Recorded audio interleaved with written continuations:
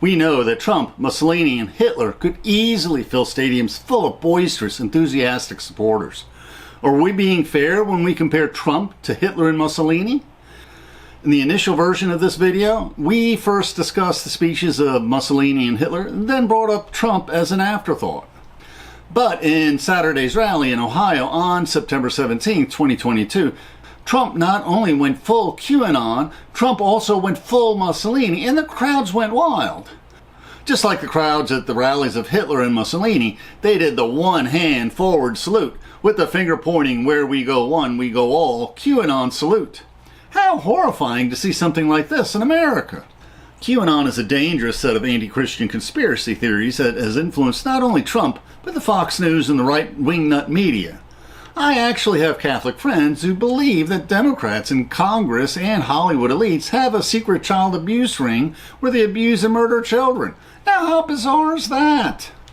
The conspiracy theories of QAnon are similar to those spread by Hitler in his screed Mein Kampf, which also spread many big lies, such as the lie that the Jew is a parasite, that the Jew is a sponger, taking advantage of everyone, that the Jews are not really religious, that the Jewish religion is all about money grubbing, that the Jews seek to ruin girls and women, and that the Jews are responsible for all the misfortunes that have befallen the German nation.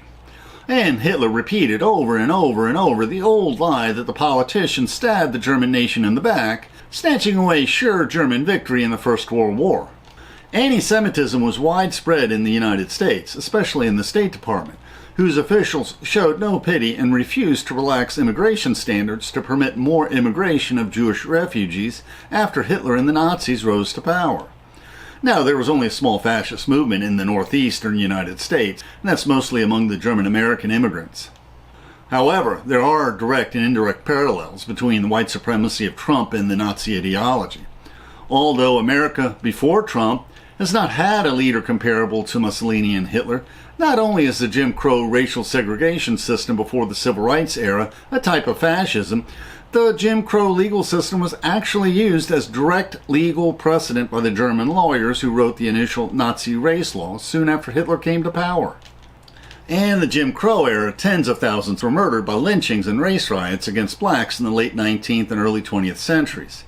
In this era, blacks were denied access to justice and police protection, and indeed, often the police participated in the lynchings. And if the blacks called the police, often the black victims were arrested. Martin Luther King, in his letter from a Birmingham jail, compared the Holocaust of black sufferings and lynchings over many decades to the Jewish Holocaust in the years of World War II. When challenged about the legacy of his regime, Trump crows, "Look at my TV ratings. Look at my poll numbers among Republicans. Look at how I can fill stadiums with thousands of my cheering and enthusiastic supporters." And Trump has a real talent for whipping up the audience with racist chants like "build a wall," "lock her up," "send her back." But Trump is not a masterful and spellbinding orator when compared to Mussolini and Hitler.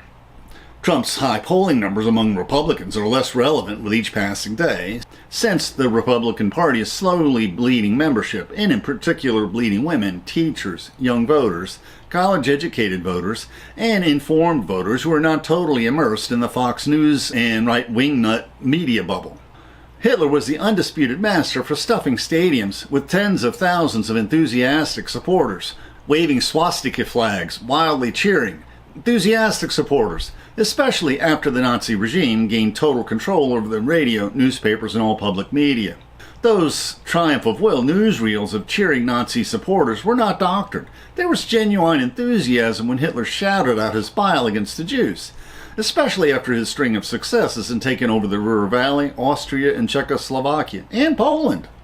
We had no record of Winston Churchill staging large public rallies before the start of the war. Rather, before the war, Churchill was quite unpopular because Churchill truly had a moral compass.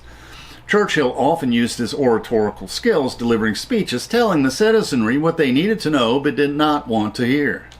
And we compared Winston Churchill's speech honoring the fighter pilots in the Battle of Britain to Lincoln's Gettysburg Address and Pericles' funeral oration. Now, what historians remember about Mussolini's rule was about how the Italian army and navy was the laughingstock of Europe, how Italy was a soft underbelly and the most tempting Axis target early in the war. We forget that Mussolini was initially the face of fascism. Mussolini was in power for over a decade when Hitler first became Chancellor of Germany. And Mussolini was the inspiration for the up-and-coming Hitler. Hitler's unsuccessful beer hall putsch was trying to duplicate the success of Mussolini's march on Rome. Mussolini had a steely glare that looked straight through you, and as a speaker he was mesmerizing. Like Hitler, Mussolini served in the army in World War I, and like Hitler, he was recovering from his war wounds in a hospital when the war ended. And politics were violent in these interwar years. Fascism appealed to the nationalism of disenchanted young veterans who would band together into marauding fascist gangs that terrorized their opponents. Both Mussolini and Hitler had armed gangs of thugs who beat up and intimidated their opponents. And Trump has his gang of Proud Boys, whom he told to stand back and stand down during the presidential debates before the election. We know that Hitler's filled many of his speeches with anti-Semitic rants, but Mussolini really did not pass race laws persecuting the Jews until he went full Nazi under the spell of Hitler in 1938, on the eve of World War II. But both Mussolini and Hitler spoke out against socialism and communism. We know that after the unification of Germany under Bismarck and the unification of Italy under Garibaldi, the national leaders sought to increase the influence of their countries. And Mussolini talked about re-establishing a new Roman Empire, fighting against our formidable kingdom of Ethiopia in Africa. And we know how the story ended with Hitler and Mussolini. Hitler committed suicide with his new wife Eva Braun in his Berlin bunker amidst the Soviet shelling of the city. And partisans caught up with Mussolini and his mistress, hanging their corpses upside down in the same gas station where months before the fascists had hung the corpses of Italian resistance leaders. And it appears that Trump, at the time of this video, will soon be facing many judges and juries, both state and federal, in multiple trials in the upcoming years. The YouTube description includes a link to our PowerPoint script that we uploaded to SlideShare and also our blog. And please consider becoming a patron of our channel. Plus, you can click on the Meetup or small M icon to participate in our online discussions, where we practice our future YouTube scripts. And please click on the links for other videos that will broaden your knowledge and improve your soul.